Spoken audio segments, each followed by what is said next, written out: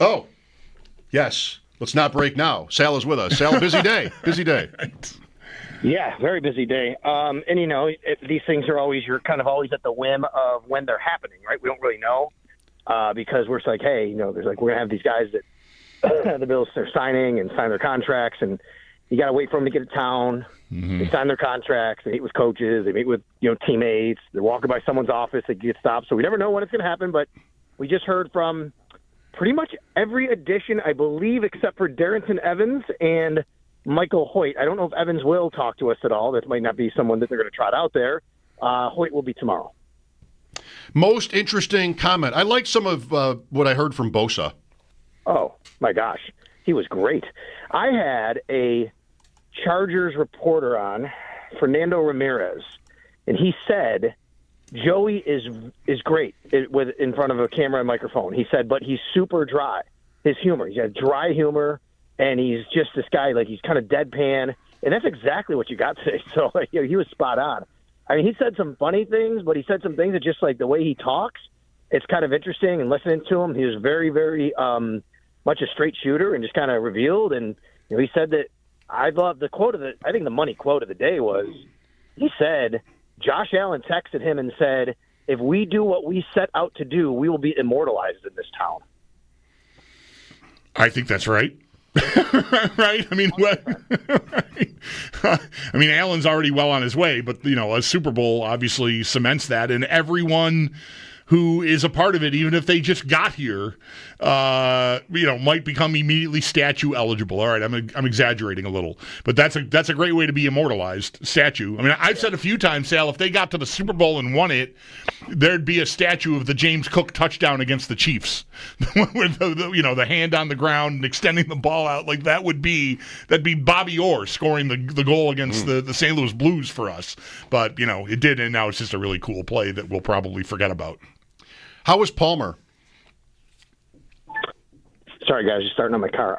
Palmer was very good. He was really just he was much more like, these guys, their personalities show up a little bit. And he was much more soft-spoken, very thoughtful in what he said. He's from Canada. Sorry about that. He's from Canada. That's what happens. I get in my car and everything starts going haywire. Sorry. There you go. Like that 80s song. I had my 80s music on. Anyway, Palmer was very thoughtful. He's from Canada. He grew up there. His dad played college football in Canada, but then he moved to the United States. And ironically, I didn't know this until I went through the bios that the Bills sent out. He went to the same high school as Joey Bosa, St. Thomas Aquinas in Fort Lauderdale. Florida. He was teammates with Nick Bosa. How about that? Now, Joey, by the way, in case fans don't know, Joey Bosa is the cousin of Jake Kummerow. Joey Bosa's dad played for the Dolphins 87, 88, and 89. He talked about playing against, his dad played against Jim Kelly and, Thurman and those guys during those years, which is crazy. And, Palmer, spoke about their relationship and playing with Nick. He played with Nick in high school. They played with Joey at the Chargers, and now Joey with the Bills. As far as just the way he spoke, he said his biggest thing he takes the most pride in is being able to run the entire route tree. And I thought that was interesting, just translating that to the football field and what the Bills need. I really liked from him. I don't know if this would how many people this appeals to, but I like it when guys don't try to convince you or sort of pander or patronize the fan base. And right. Palmer being asked about growing up in Canada, saying I thought I was going to play basketball. I really wasn't a Bills fan. I like that. Like, it's very easy to just come in here and just sort of, Bills Mafia, get me a table and all the stuff. And, I'm not saying guys don't mean that when they do it, but I appreciate a guy that's willing to just be real. I really didn't pay attention to football when I was growing up in Brampton. Yeah, he said he said, as you just mentioned, he was more geared towards basketball, and even in high school, that was kind of trending like that. He also said he doesn't really follow hockey very much. He's not a big hockey fan. He said that at the very end of the press conference when someone asked him. But he is a Raptors fan, and now he's playing for a football team whose minority owners include Vince Carter and Tracy McGrady.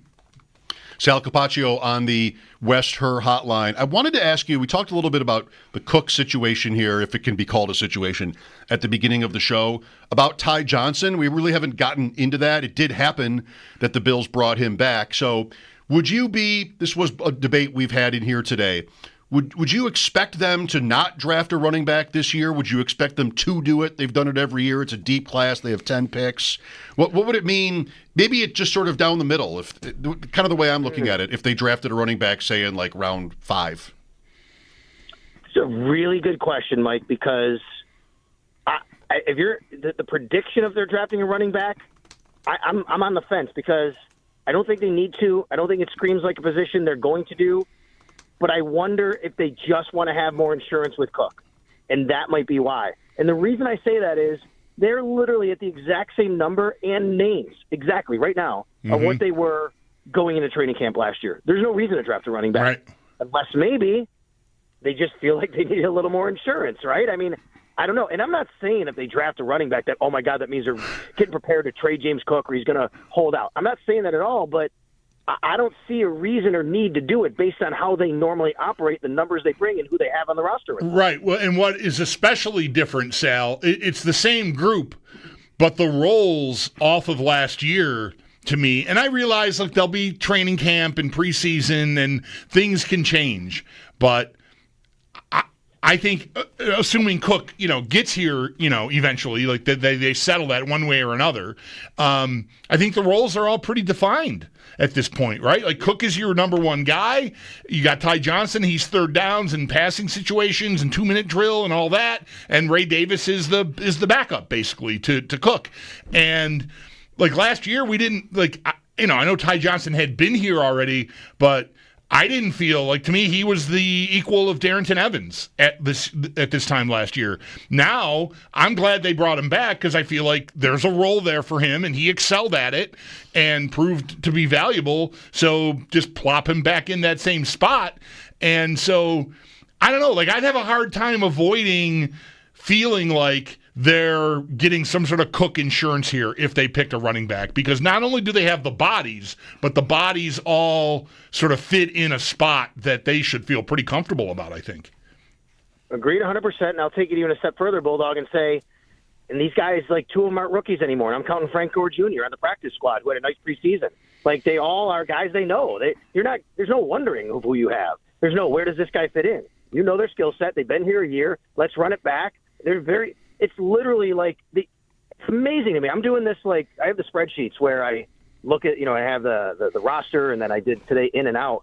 The Bills have literally made only 2 changes, and if you want to even call it that, to their offense at all. And that is Josh Palmer instead of Mac Hollins, and they added Darrington Evans. Everything else is they don't need to. They have an entire offensive line group coming back. They have an entire wide receiver group coming back outside of that Palmer, and then the entire running backs and, of course, quarterbacks. So everybody, they know who they are. They're just going to put them right back in their roles. Somebody asked me today, why would Darrington Evans even want to sign here? Well, Darrington Evans was here too, and injuries happen. He has the same skill set as Ty Johnson, so it fits that, you have a guy like that. You're going to go to camp with 90 guys, but honestly, you might not even need any more than what you have on the roster right now at running back. Right, you said it. Evans was really already here. I mean, he's been here before at least, so he's not brand new either. Derek Forrest, the safety Buffalo signed from Washington. What do you see his role being? Is he competing for a job? Is he special teams? Both? Yeah, I think he competes for a job. I'd put him as a long shot to really be a starter. He'd have to really kind of blow them away, I think, at camp and fit into the system. As you guys know, we talk about a lot. It's challenging for any new player to come here. To start that position. They really like guys who know the system, who they can trust and rely on. And that's a big reason I think they brought Damar Hamlin back. You could do a lot worse. I know people love to just, bang on Damar Hamlin and, say, oh, my God, like he doesn't need to be on this roster. Damar Hamlin's costing $2 million a year. As a fifth-year player who was a starter for you, you could do a lot worse as a veteran safety for Damar Hamlin. And now you have Derek Forrest who comes in, who he's going to have to learn the system, and I don't know if he has any crossover with other, terminology and stuff, but he is a guy I think that you can definitely put on special teams, let him kind of fit into the system to figure out where he belongs, and then he'll be one of those guys that you turn to in case of injuries and emergency. And look, I think that they really want Cole Bishop to be the starter, but you can't hand it to him, as Sean McDermott said. Right. And you got to have him go out and earn it. And that's why Damar Hamlin's back, too. And you got to have a little insurance there, and you got a guy who at least has been in the league a few years as well. Yeah, I think you got to. It's maybe a couple of steps removed, but crossover is maybe Ron Rivera. Yes, that's exactly right. And thank you for mentioning him, because he did say that Ron Rivera, he knows Ron Rivera gave a very good recommendation to Sean McDermott about him. So you're right, and I'm sure that there is some, like you say, crossover there, so that's good. It's like, to me, it's like, when you think of it in that terms, Bulldog, I remember Mike Edwards last year. Like, okay, Mike Edwards played Steve Spagnuolo's system and Todd Bowles' system, who are both very similar to Sean McDermott. So I bet you this has the same kind of feel to it. Did I see Dane Jackson last night? Did that happen? Or did I get got? Here's what happened, from what I understand. Okay. Remember last year when Dane re-signed, or 2 years ago, whatever it was, last time he re-signed a contract with the Bills? Okay. Somebody found that tweet and retweeted it. That's what I saw. Okay, sorry. All right. That's okay. But I want to make sure I say that doesn't mean it can't happen. Right. We just had this debate in the media room. Matt Bove asked me, he said, this is a good question. He said, rank these guys most likely to return. And he had Dane Jackson, Rasul Douglas, and, man, I can't think of who the other one was. And I said, I think Rasul first and then Dane. He had Dane atop, and a lot of people believe that could happen. I'm not saying it can't, but I think that, but right now it's not happened.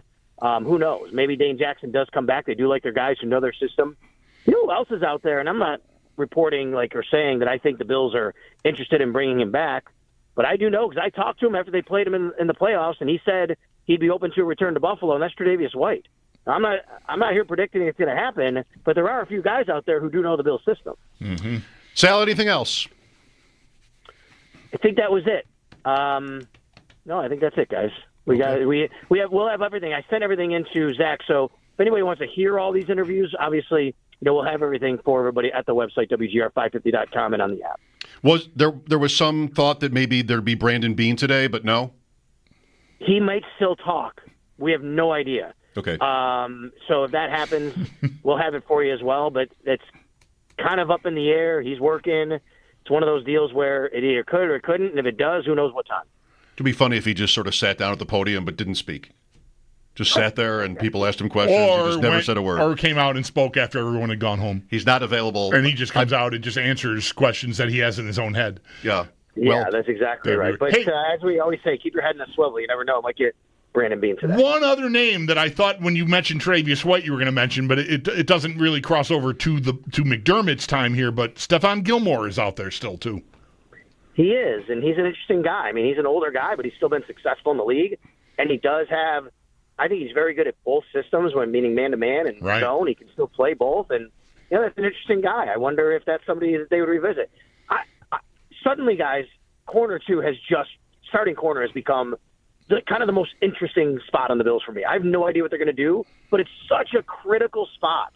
And it's such a need right now that I'm fascinated about what they could do. Right. We don't have Douglas signing anywhere else yet either. That's exactly right. Okay. Yeah. Sal, thanks. You got it. That's our man, Sal Capaccio.